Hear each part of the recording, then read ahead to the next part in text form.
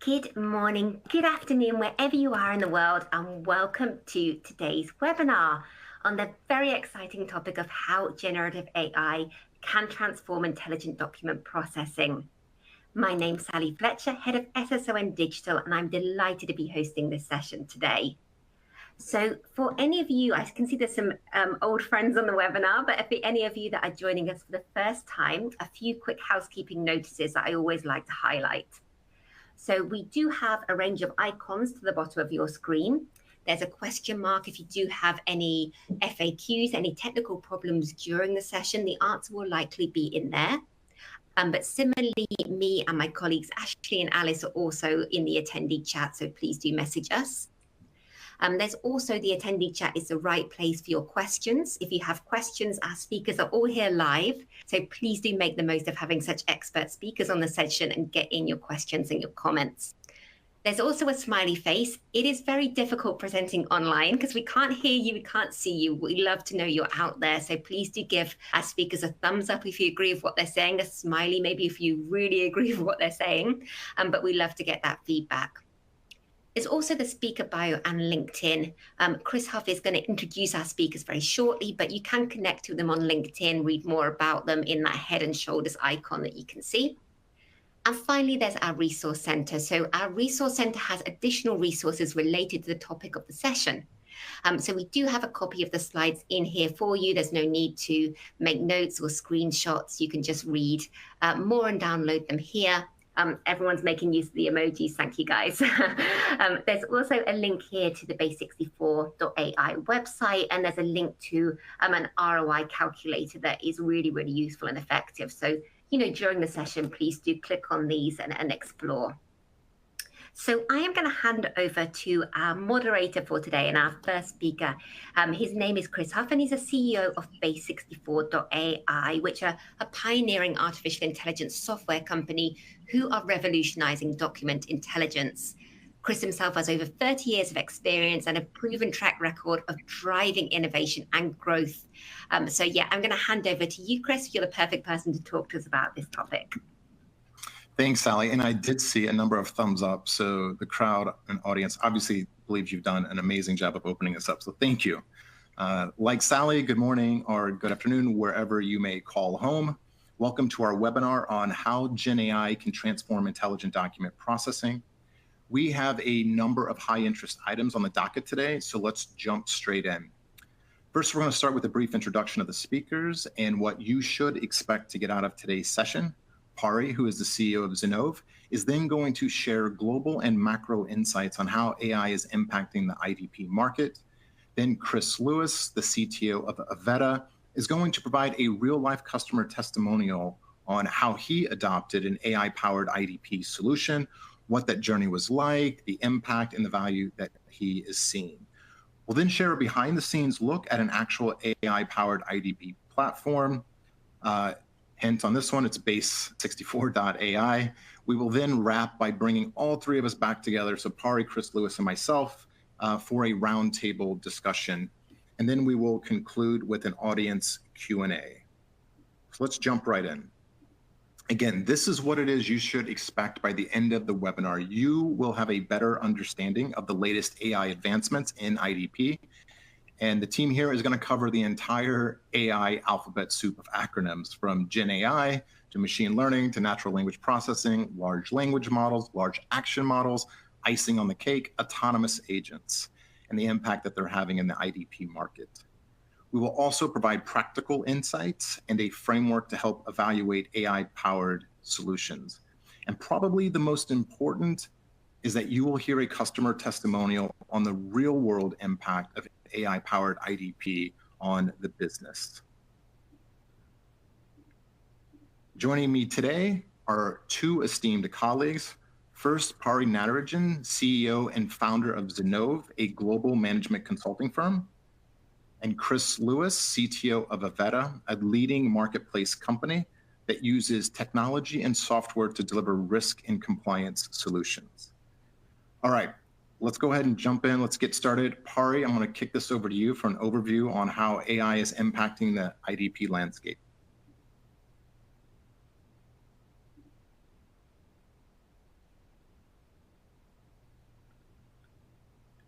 Pari's going to come off mute here in a second, and he is going to crush this. You can tell we're live, can't you? Yeah, Parry, you're on mute. Hi. Thank you, Chris. Thanks for inviting me for this session. We've been talking about AI for the last 1 year.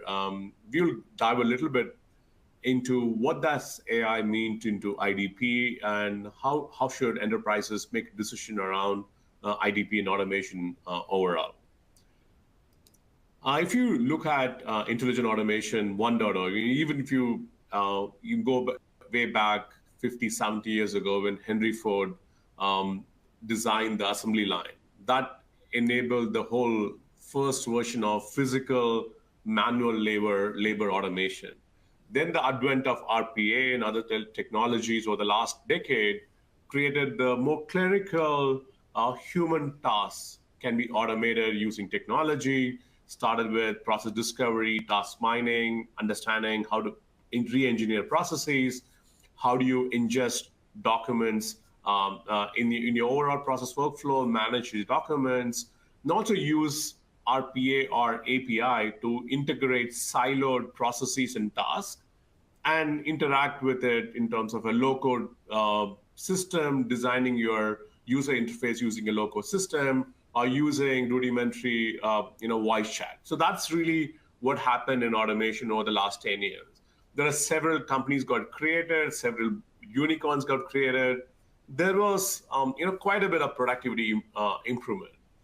Then over the last 1 year, you have this massive innovation which happened with generative AI that suddenly added another dimension into automation. Now the new dimension about automating creation, in some level, if you look at what happened in the last 50 years of automation, started from physical, went into cognitive, and then into creative.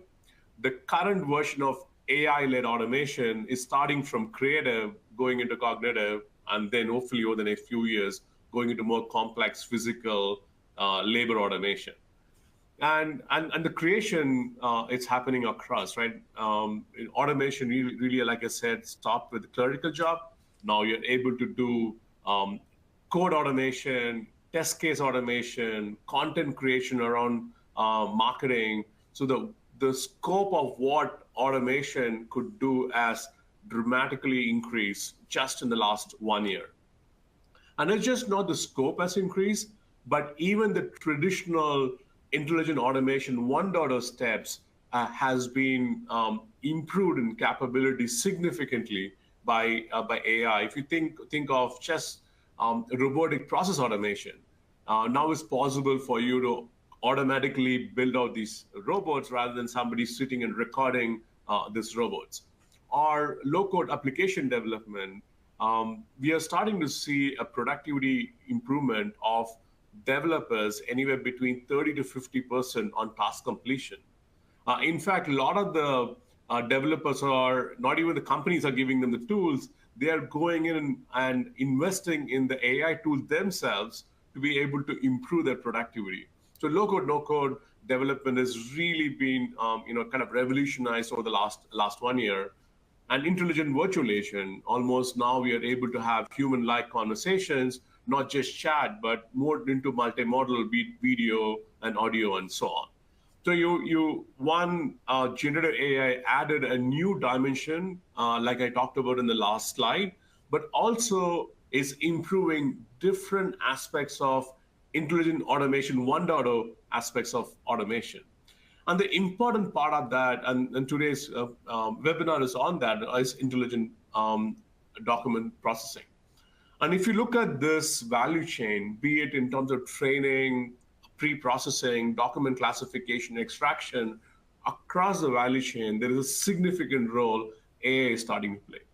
If you think of what is the biggest issue with IDP, the current version of IDP, it's about the quality of data data it's able to extract.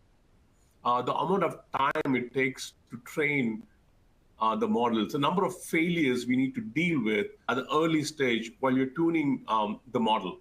Now with AI, we are able to create synthetic data. And that's a massive improvement because now you're able to almost get your models up and running one shot when you're deploying the model.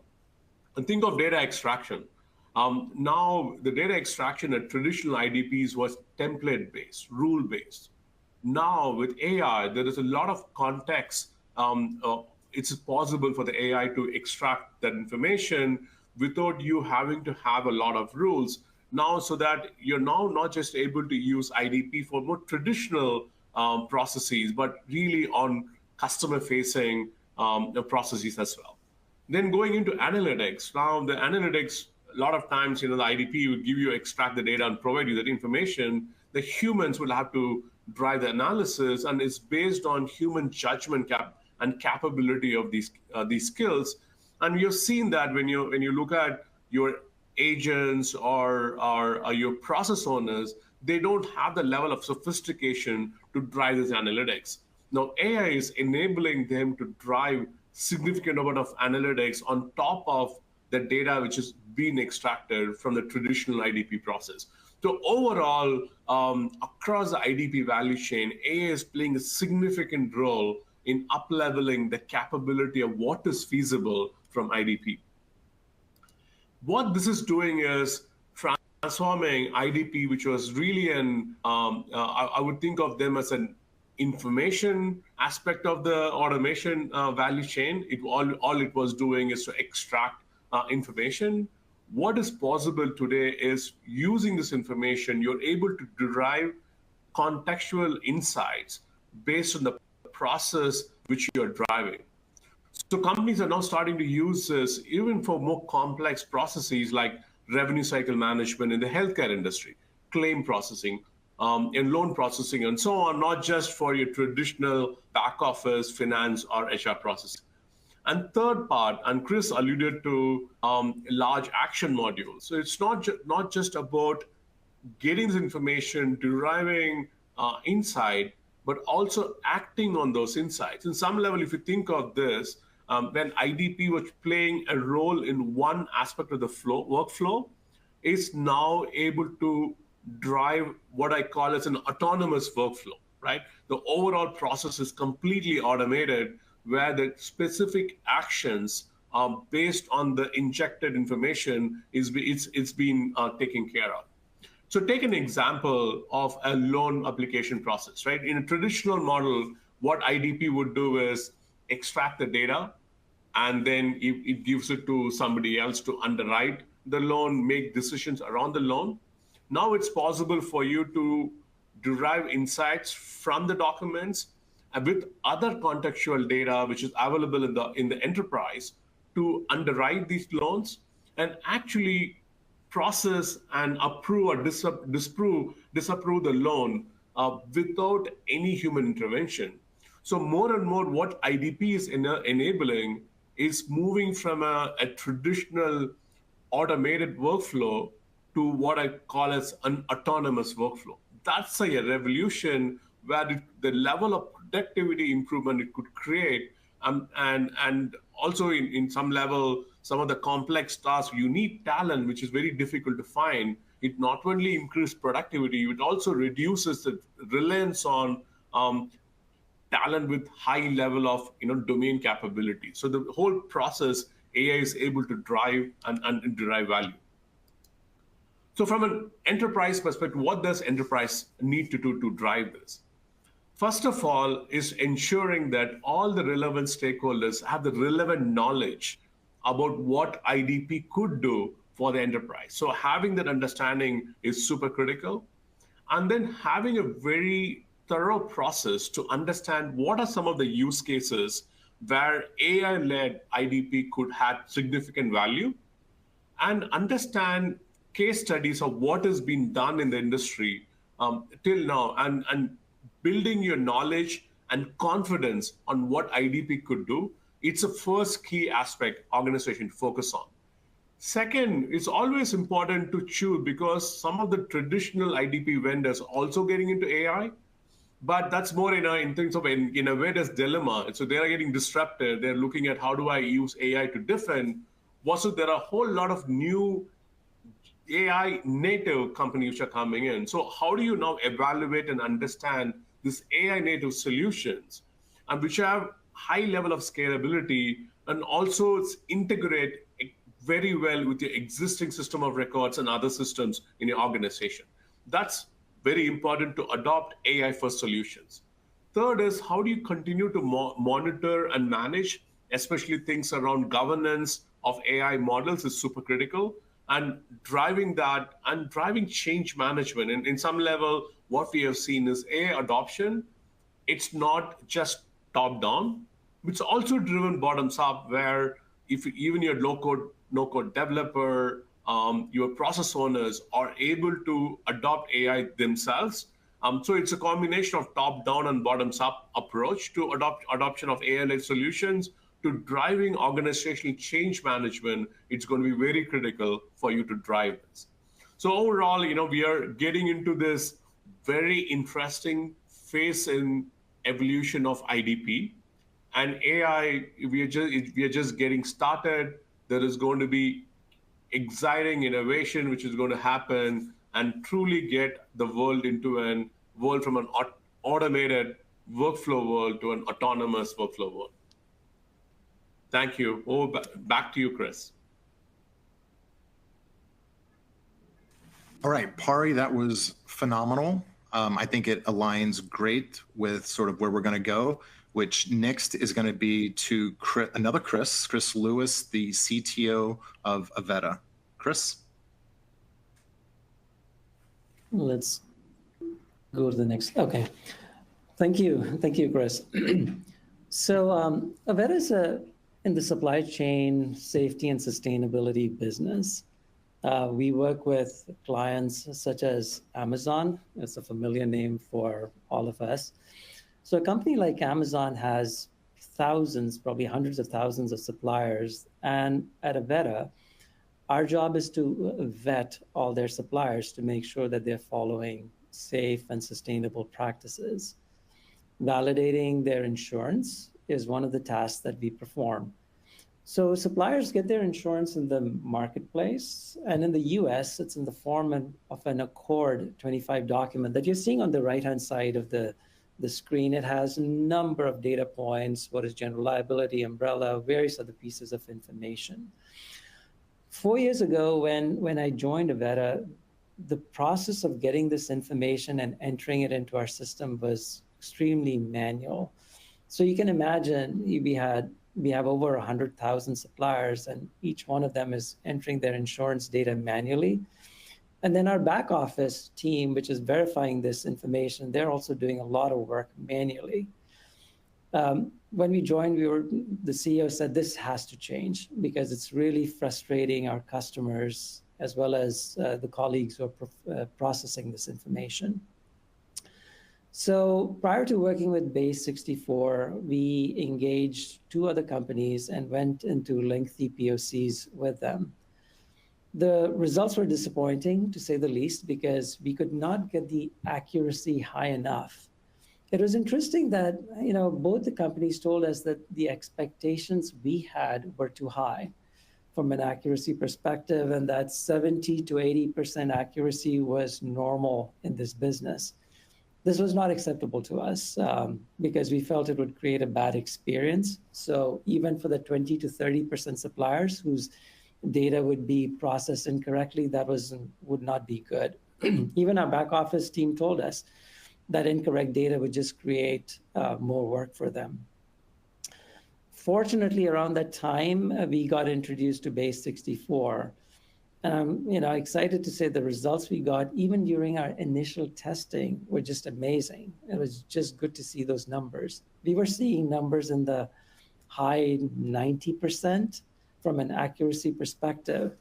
And then we worked with Base 64, went through certain tweaks in the model, and those numbers jumped even further. And it was exciting. It was just wonderful to see that. Even from an engagement perspective, that whole engagement went so smoothly. We didn't have to do a lengthy POC, as many of the tools were set up for self-service. This made our job a whole lot easier as well. We now have a solution in place, which has been there for over a couple of years. We have automated the whole end-to-end process and saved our suppliers and our back office colleagues. I can't even measure the amount of time, but huge amount of time.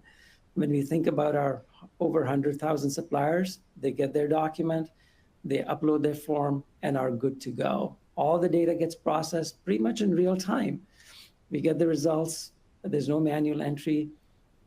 So what I can say is because of this partnership with Base 64, our clients are happy, our suppliers are happy, our back office is able to process data much more efficiently. And the most important thing is our NPS score, which we measure in all the different aspects of our business, especially for an insurance workflow, has improved significantly.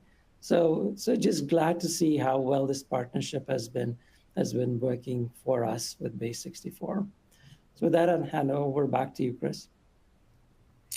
All right. Thank you, Chris. And I just want to extend just a huge thank you for taking a look at Base 64 and then trusting as a smaller company in this space, but in hyper growth mode, completely focused on bringing the best product to market and truly taking care of our customers. Like, you gave us a chance, and now we're almost 4 years deep into our relationship, and it just continues to expand. So I think you are going to get a lot of emails after this webinar from those that are attending based on sort of what it is you mentioned and the value that you've received from the solution. So thank you very much, Chris. Oh yeah, and we are happy to share our experience because we are excited about it. That's great. All right, and Chris is going to come back. So Chris is just going to sit down for a second, but he's going to come back to the roundtable. But much like the evolving Avetta business model, I too see a rapidly evolving world. But I can't help but feel we've seen this movie before. Just as mobile technology revolutionized Web 2.0, which was enabling unprecedented connectivity and accessibility, AI is now transforming the landscape of automation. As Pari said, moving from automation to autonomous workflow. And companies that fail to embrace this shift, they risk becoming obsolete, much like Kodak, Blockbuster, who clung to outdated Web 2.0 models and missed critical mobile opportunities. Investing in AI isn't just a strategic move. It's essential for staying competitive in today's fast-paced market. Much like Amazon and Meta did during the mobile revolution, they did not hold on to Web 2.0 models. Rather, they invent their business. And there will always be companies born during innovation cycles. Much like Uber and Airbnb were born mobile native, you have AI native companies emerging today, like Base64.ai. As I talk to CEOs in boards, as I do my roadshow, like many of you do, I'm hearing that they know they need to invest in AI, but they do not know exactly where and what ROI to expect. And so when we think about the hype cycle, and every one of us are familiar with the hype cycle, but relative to IDP, I share 3 technologies with these execs that are on this hype cycle: GenAI, cloud AI services, and computer vision. GenAI, and Pari, I think, nailed it, but because of its ability to generate human-like text and content, will enhance customer interactions and streamline processes that involve content creation. Cloud AI services, they provide scalable, cost-effective access to advanced AI tools and infrastructure, enabling businesses to innovate without hefty upfront investments. And computer vision, it will continue to revolutionize how companies process and analyze visual data. It will continue to unlock new insights and automate these complex tasks. Together, these technologies will drive IDP innovation through efficiency and give companies a competitive edge in the market. The way we see it at Base 64 is that AI-powered IDP complements traditional capture and automation-oriented IDP. And it does so by leveraging advanced machine learning and natural language processing to really understand and process documents with unparalleled accuracy and speed. So not only did you hear that from Pari and now from me, but you heard it from Chris Lewis in terms of like what is actually happening on the ground when you implement these. And it is that unparalleled accuracy and speed. So unlike traditional capture that relies on fragile templates and manual intervention, AI-powered IDP uses semantic processing. And that's how we begin to understand diverse document formats and structures. And that's what begins to move us along the accuracy spectrum around both data extraction and validation. AI-powered IDP also advances beyond just text-based documents to enable that multimodal ingestion of images, video, and audio files. And companies integrating AI-powered IDP are unlocking, again, these deeper insights within the documents. So harnessing the power of the data within documents, they're elevating decision-making and they're enhancing autonomous workflow.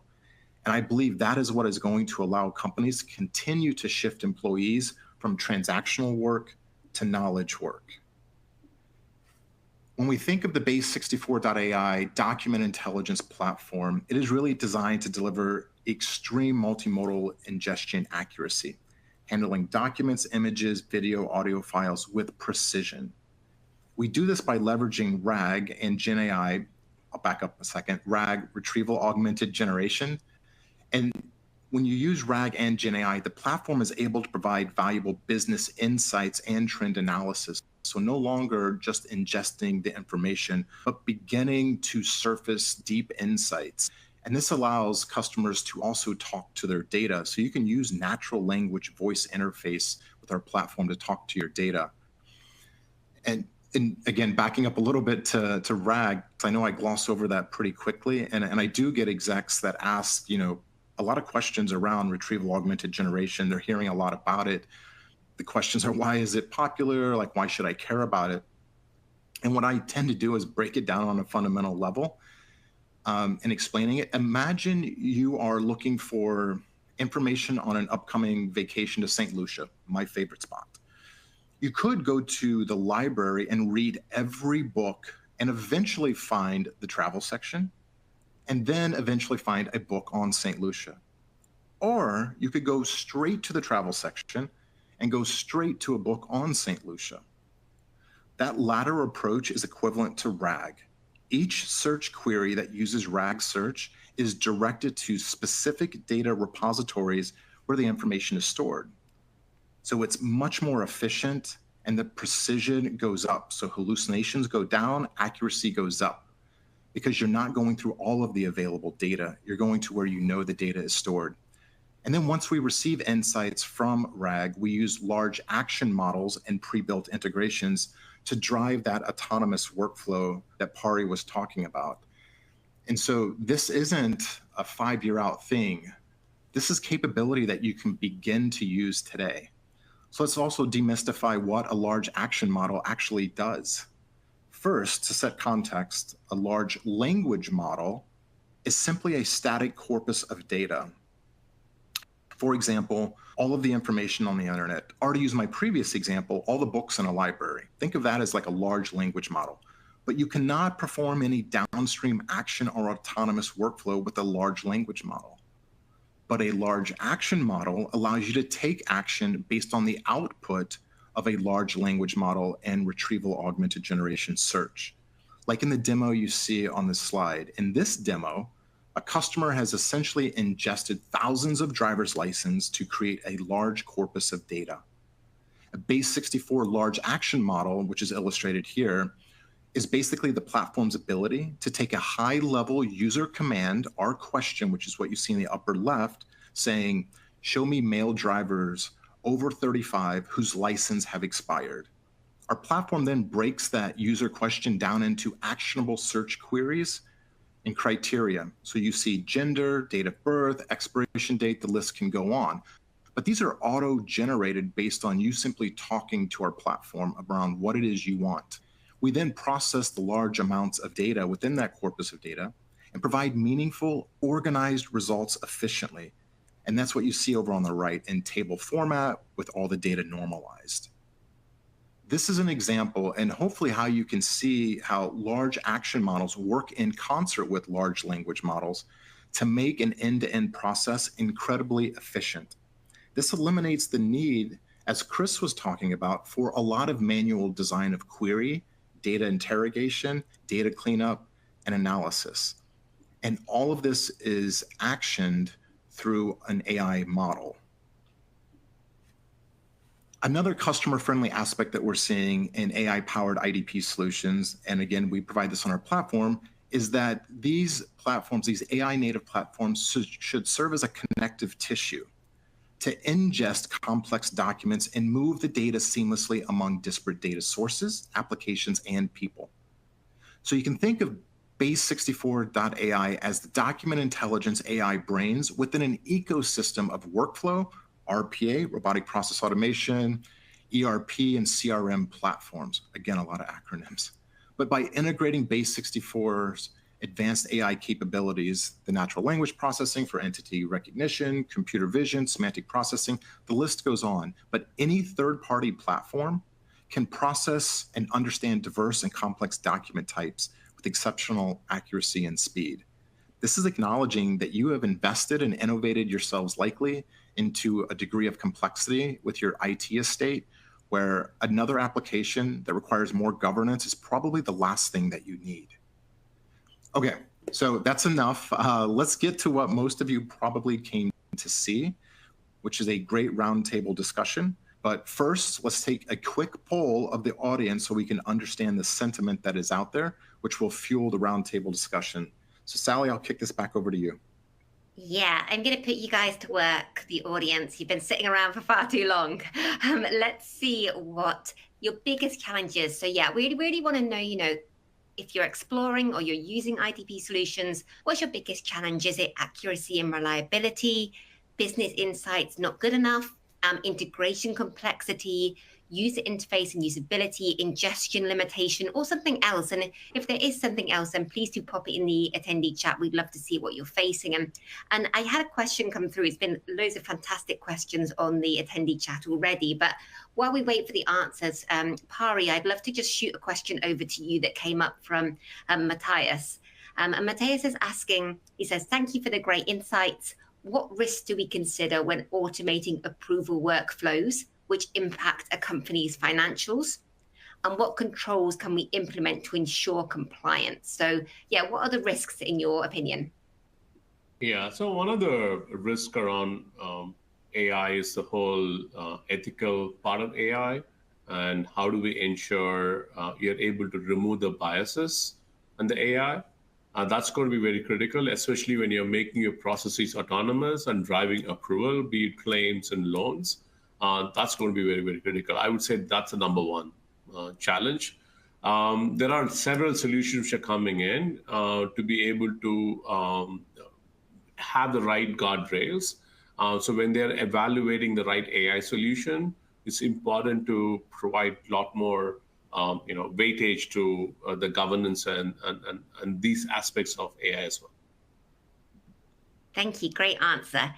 Let's have a look at our results, guys. So accuracy and reliability is the biggest. So unsurprising, bearing in mind what you said, Christopher, about the different IDP solutions that you compared.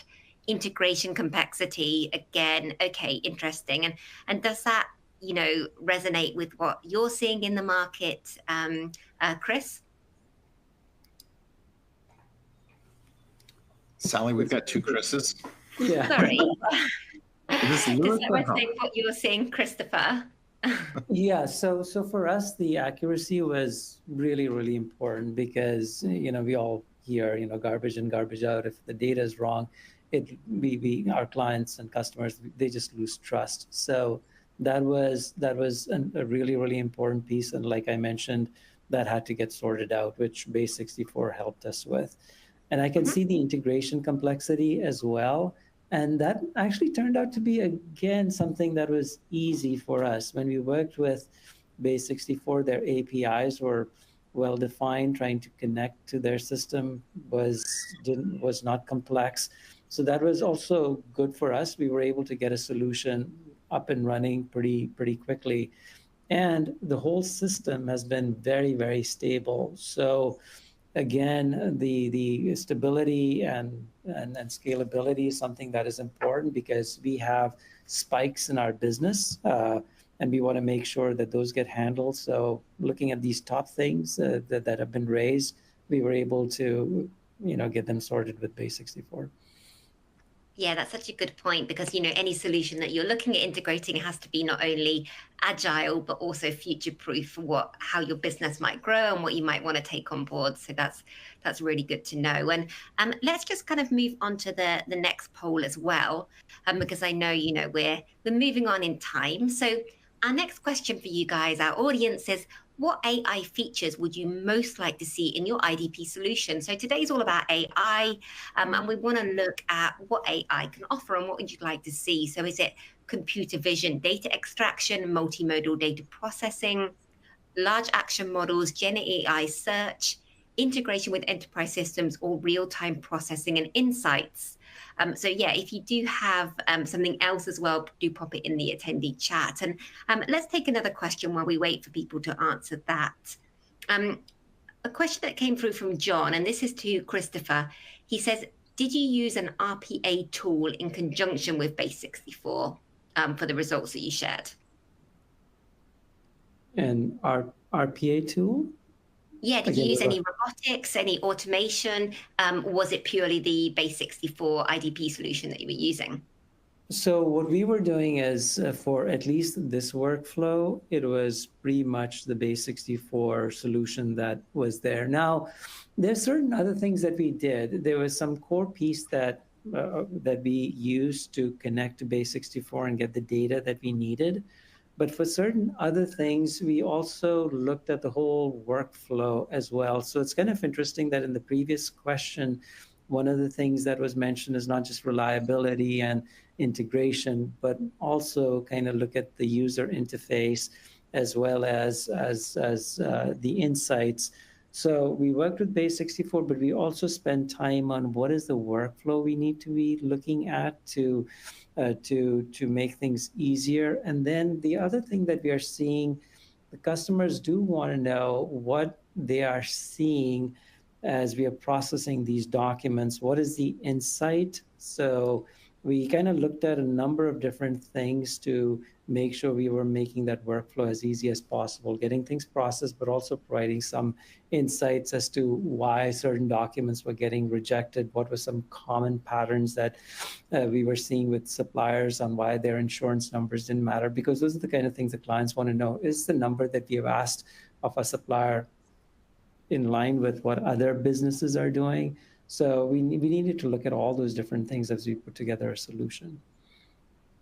Yeah, excellent. So really turning your function into kind of an insight factory for the organization. That's great. Let's have a look at our results again. So it's a pretty mixed spread. Integration with enterprise systems, which really goes with the challenge that we just saw before.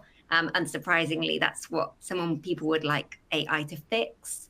Computer vision, data extraction, multimodal data processing, and then, yeah, again, real-time processing and insights, as you mentioned, Christopher. I'm going to hand it kind of back over to Chris. Would you like me to leave it on this slide, Chris, or do you want me to kind of move it to the next one? I think a lot of what we're going to talk about over the next 10, 15 minutes is more forward-looking. And I think this is a slide that does exactly that. So I'm comfortable leaving it here. We'll leave it on here for a bit. Yeah. Great. Back over to you. All right. Thanks, Hallie. And so let's get started with our roundtable. Welcoming back Pari and Chris. So, gentlemen, I think we have provided the audience a rich set of perspectives from a global management consultancy, enterprise CTO, and a platform provider. And based on the two questions that have come in, I think we have got the creative juices flowing. So now I think we try to bring these perspectives together to make sense of sort of where we are in the industry, where we collectively see it going, and how we can help each other benefit from the innovation that's going to advance our respective businesses. So maybe, Pari, the first question to you, as you're looking at the industry more broadly, what macro themes are you seeing around the liabilities of today's ITP? And we've talked about some of the shortcomings, but are there some macro themes that you see in the conversations that you're having? And how have the use cases and applicability sort of evolved as a result of any of those liabilities? Absolutely. Thanks, Chris. I think we talked about the liabilities a little bit. Traditional IDP systems have faced significant challenges, right? So the accuracy of the extracted data has often been subpar. It requires extensive training on large data sets to improve it. It's time-consuming and resource-intensive. But today, generative AI can generate synthetic data. It can accelerate the training process and enhance the model accuracy. Additionally, the advent of zero-shot learning allows IDP systems to handle new unseen document types more accurately, reducing the need for continuous retraining. These advancements are addressing the limitations of a traditional IDP system and making it more effective and efficient. You also asked about use cases. IDP is expanded from a traditional horizontal use case like invoice processing, procurement, supply chain, to more vertical industry-specific application. Like you talked about claim processing, several of our customers are using IDP to drive revenue cycle management, massive cost savings in healthcare because of that. They're also now extending what is possible. We talked about information, insights, and action. So more and more customers are looking at how do I derive meaningful insights using that, and then how do I now use this insights to inform the next best action I need to take, and how do I overall drive the automation of it and moving into an autonomous workflow. So that's happening. So moving into vertical use cases, more deeper mission critical use cases, because customers have more confidence on the GenAI led IDP capabilities. And second is moving towards action from just pure information and insight generation. So those are in terms of what we see on the use case side. Yeah, that's a great point, Pari. And I'm seeing that there seems to be a trend where, just like over time, the natural evolution of technology appears to be a convergence of technologies. And that convergence is to reduce the total cost of ownership while improving the experience. And so the way I see a parallel being drawn to organizations and how they're evolving to support the innovation is that organizations are starting to converge some of their functions. There used to be, relative to IDP, a back office document imaging team. And then there would separately be more of almost like a front office or a line of business transformation or intelligent automation center of excellence. And I'm seeing that converge more and more. And what it does is essentially drawing the back office and the front office together via technology. And so to your point around, it's no longer just ingesting the information. That's table stakes at this point. It's really what are the insights and what are we triggering in terms of autonomous workflow based on those insights? And so that truly gets you back office to front office. Well, absolutely, absolutely. Yeah. And if you look at any of the CIO or CEO, when they're investing in AI, the big question is, what does it mean for productivity? Right? They want the CIOs to commit to a level of cost saving. And that's really where there is a lot of adoption around AI in IDP and overall automation compared to other aspects of the CIO use cases. Yep. The first question that was posed to you, Pari, was almost around finance compliance, but Christopher Lewis, Avetta, delivering compliance solutions. I would have to imagine that credibility and trust is absolutely paramount in your business model. So and you sort of just scratched the surface on this, but what are your concerns around GenAI relative to the credibility and trust that you must maintain with your ecosystem? And how do you see your IDP platform performing in this environment? So the way we've had extensive conversations internally on how we are navigating all of this, and we've spoken to legal because, of course, we've got customers who want to make sure that their data is protected. So as we are looking at different technologies out there to provide more innovative solutions, we're also working with companies. I'm sure many of you are looking at OpenAI, and we've got specific policies on not using ChatGPT, but using their APIs, because in that case, they're not using our data. So we have various conversations internally on how we can make sure that from in all different ways, whether it's legal, whether it's accuracy, or how we are processing the data, we are looking at all those issues. Even when we work with Base 64, for example, one of the things that we discussed is what is the retention of the documents that we're sending, and they made it very clear that they don't retain any data. So this way, we can make sure from a contractual perspective, we are, allaying our customer concerns. And then, at least the kind of business that we are in, from a GenAI perspective, our clients are looking at, we process a lot of documents. So they want to make sure that, we are processing their documents accurately. And then from a PII perspective, we are protecting all of their worker information.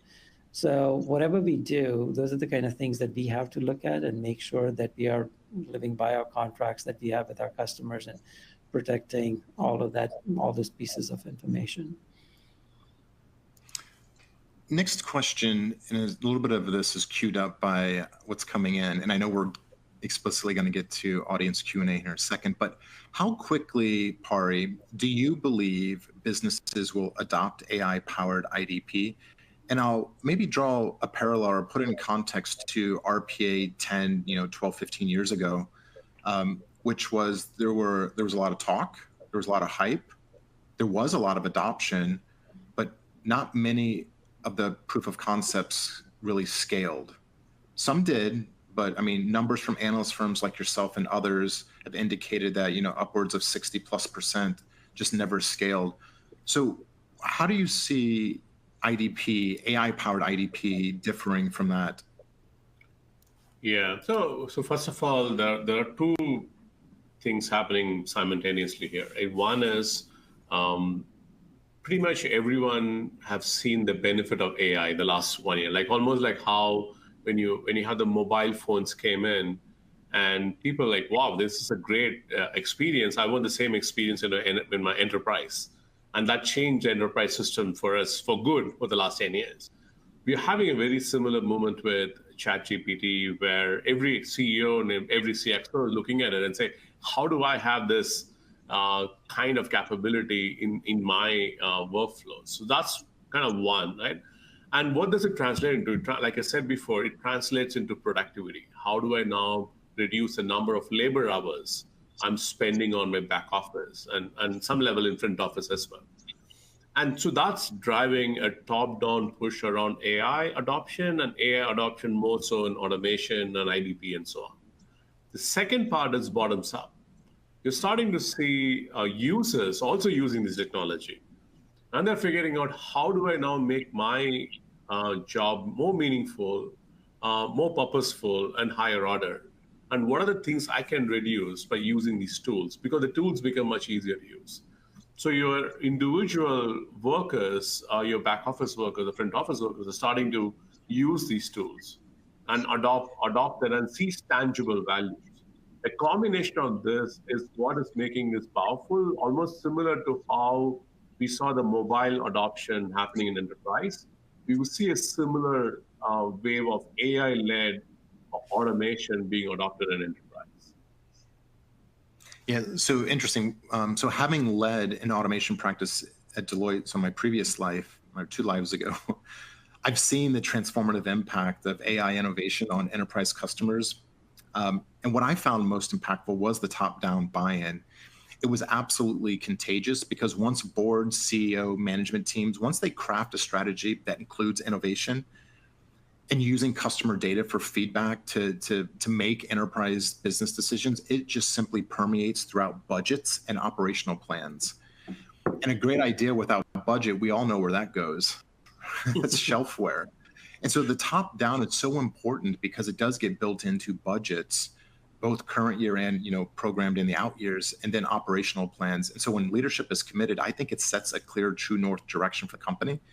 And we've seen, so RPA was really again, I ran the RPA practice at Deloitte. Like, it was a bottoms up, which is why there were a lot of loud voices, which then got the analysts on board. So all of the GSIs, the global system integrators, were on board.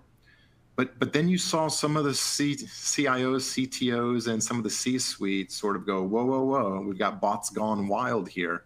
It doesn't feel like that with IDP. We're seeing numbers that you've put out, Pari, and others, where boards and CEOs and management teams, high percentage, are saying this is paramount, and we're putting money behind this. This is much different, it feels, than the last innovation wave. Yeah, absolutely. And IDP is all about language, and you see the disruption which has happened in this area, and people can feel it, and they want to experience that in the enterprise and see value from it. So clearly a top-down trend right now. Yeah. So Chris, one of the things, along with security, compliance, trust, all of the words that are just core to your ethos and how you operate your business, you obviously had a risk list that was probably quite lengthy before you could scale Base 64. You obviously also ran through that list. So what risks do businesses need to really mitigate to scale these solutions into production? So before I answer that question, it's kind of interesting, that previous conversation you were having. Our CEO has said, kind of reminds us of what Andy Grove said, only the paranoid survive. And there's always this concern that somebody may use a GenAI to come up with a faster, better widget that can impact our business.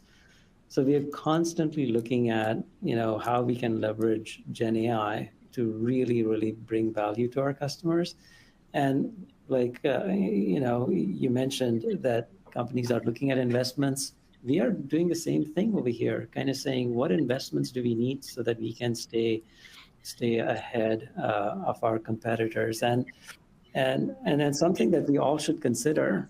We know at Avetta, we are seriously looking at how can GenAI transform all aspects of our business, and kind of looking at the investments that we need to make to support that. So it's really good, an interesting conversation. I just wanted to add what we are doing on our part. On the risks side, I think the key thing was, when we were looking at the solutions we were building, was how do we make sure we are protecting our customer data? That is something that is paramount, that we want to make sure that we don't do anything that will expose the PII data. That's something that just from we are a global business, and even when we're working with countries in Australia and in Europe, that's the issue that comes up over and over again. Actually, it turns out the rules in Australia are much more stringent, and same thing in Europe as well. So that's something that we wanted to make sure we were addressing. Other than that, I think the main thing was looking at, can we get the solution out, and then we can make sure that it's meeting our customer needs. I think the PII piece was the key thing that we're looking at it from a risk perspective. Okay, that makes absolute sense. So we've got about 5 minutes left. I know we've answered a number of questions that have come in, but Sally, I'll ask you, are there any other questions that are bubbling to the top? Yeah, let's take a couple of questions before we close out, guys. But thank you so much for such a thorough and interesting presentation. Lots and lots of information to digest. And I know our audience have loved it. They've sent so many different questions in. And don't worry, guys, if you have sent questions, we'll have a couple now, and the rest I'll download and send them to our speakers, so they will get answered. So let's have a look at a couple that have come through. If I could get my screen up. Okay, the first one is around security, which I know is something that you did touch on. And the question, I suppose I'll send this to you, Chris Huff. How does the IDP solution that you have there handle security? So what if I ask the system a question that it can answer, but perhaps it shouldn't answer due to the question not having the right permissions to see the response. Is that something that you think about? So it's something that we not only think about, but it's a core design principle for our engineers. And so when we think about this, we do it from two different angles. One is there are enterprise certifications that are needed, especially for the highly regulated industries. So on one of the earlier slides, and again, we'll share all the slides with the audience, but you can see everything from ISO 27001 to SOC 2 Type 1 and 2, but the platform is certified with security front and center. Second is, as we, and Chris Lewis actually alluded to this, but as you go into the Base 64 platform and you look at our AI features, you're able to simply toggle on and off which AI features you want to use, to include data retention, to include model training. And so all of this we put front and center so you have absolute control. So not only is the technology there, but obviously as we onboard new customers, we step them through that. So it's only being implemented in a fashion that your enterprise is ready to adopt. Brilliant, thank you. Yeah, that's absolutely crucial.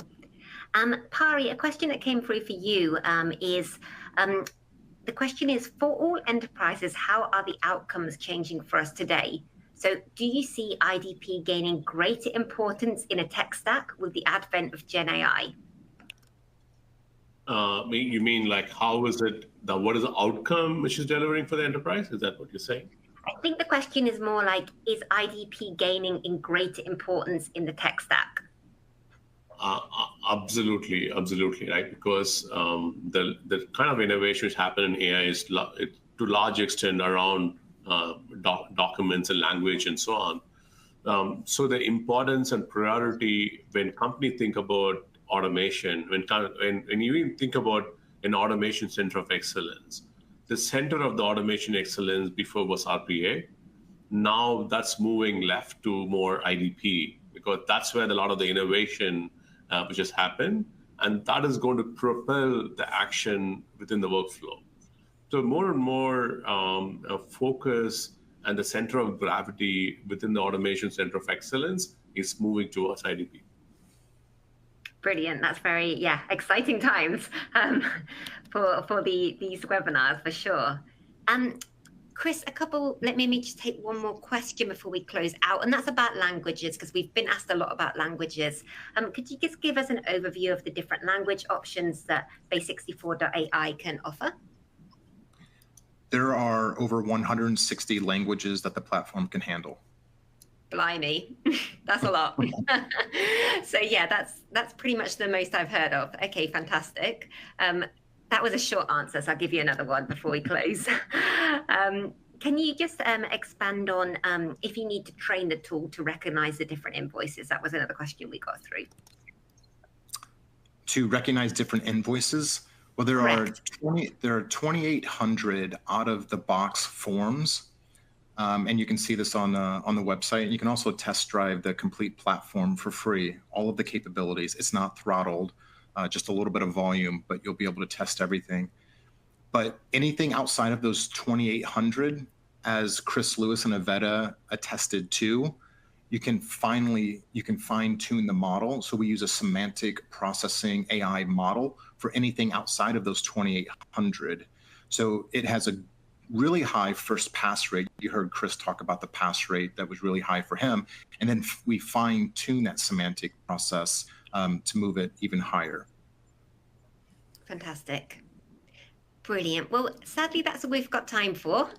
So thank you so much for joining us today and putting together that absolutely fantastic presentation. I found it incredibly useful, and I know our audience have too. And just to you, the audience, thank you for attending. And don't forget, before you go, to download those resources that I referenced. So on the bottom right-hand side, there is a copy of the slides. There's a link to the ROI calculator and a link to the Base64.ai website. We have recorded the session now. It's run and it'll be available in about an hour. It takes about an hour to process. So you can watch again, share with your colleagues, and tune back for the next webinar. Thank you once again to Chris, to Christopher, and to Pari.